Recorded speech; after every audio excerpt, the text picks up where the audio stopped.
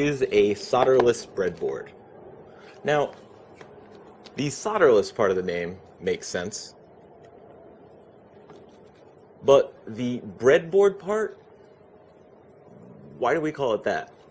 Well, many moons before this thing was available, people would build circuits on planks of wood, oftentimes kitchen cutting boards or breadboards. And somehow the name just sort of stuck for anything you build a prototype on. Well, sounds like an interesting process. I'm always up for something new, so let's give it a try. A simple transistor-based LED flasher circuit should work well for this test. It's a straightforward layout, and hey, it lights up. That's always a bonus.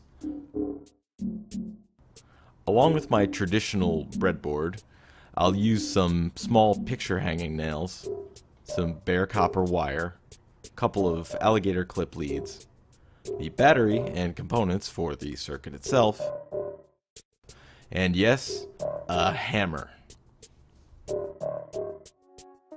Without any predetermined grid or power buses, we're free to lay out the parts just as they are in the schematic, which is really nice for a change.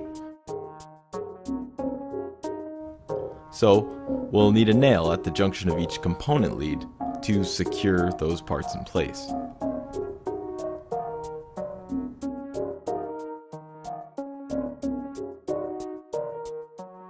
I kind of expected the short leads of the transistor might pose a challenge, so I put them in first. But it ends up they're pretty easy to mount. In fact, it'd probably be best if I put the bare wire connections down before anything else.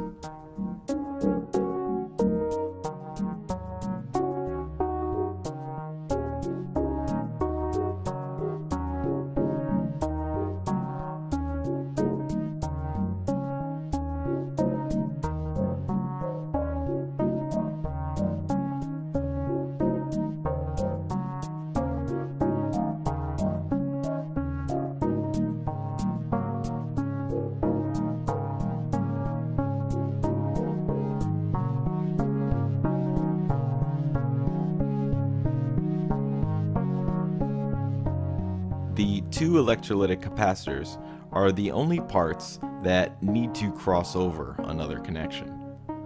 Luckily, it's also the tallest part in the circuit, and I can use that to my advantage. Sort of like a built-in standoff to keep them at a safe distance from the other wires.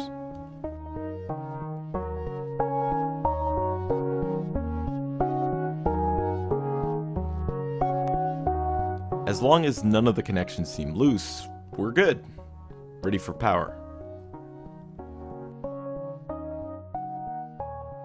Seems like any mistakes would be pretty easy to spot, so, not surprisingly, it works as intended.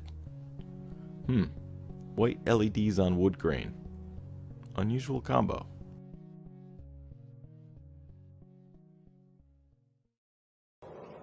Well, definitely interesting.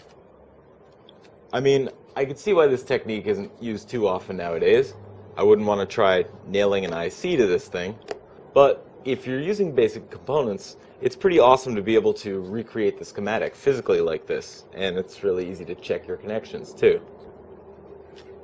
Plus, when you're done,